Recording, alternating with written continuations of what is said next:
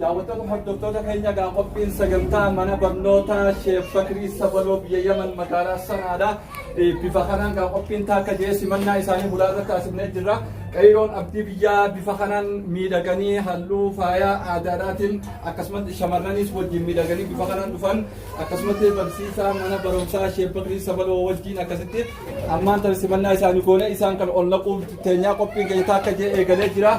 Akkasumas ogeessi kaameraatis Abdunaasir Mahammad waliin ta'uudhaan qophii kana kan isin biraan geenyu ta'a. Taakka jennee ammaan tana ol seennaa saniifuu simannaa owwaa akka nu gootan isin gaafanna sumaan. Egaa qeeroon keenya akkanatti daa'imman keenya akkanatti dhufaa jiranii kanaafuu barattoota mana barnootaa Sheekh Fakirii Sabalooti daa'imman kun qeeroo abdii biyyaati jechuudha. Kanaaf nutis qophii addaa isaaniif qopheessineeti gama galmaa seenaa jirra. Ijoolleenis bifa kanaan miidhaganii manguddoonnis waliin jira. Akkasumas sagantaan keenya akka jeeti amma kan eegalu ta'e jechuudha.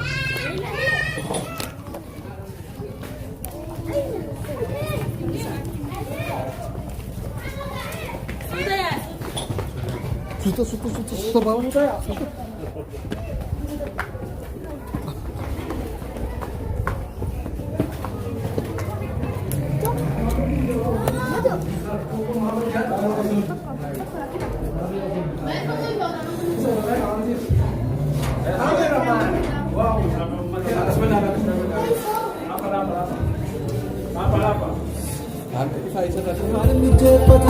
Barnooti waan dansaa hundee jireenyaati namni keessaa fuudhee ol kaasee mul'isa baasaa ulfinnatee abbootiin kenna.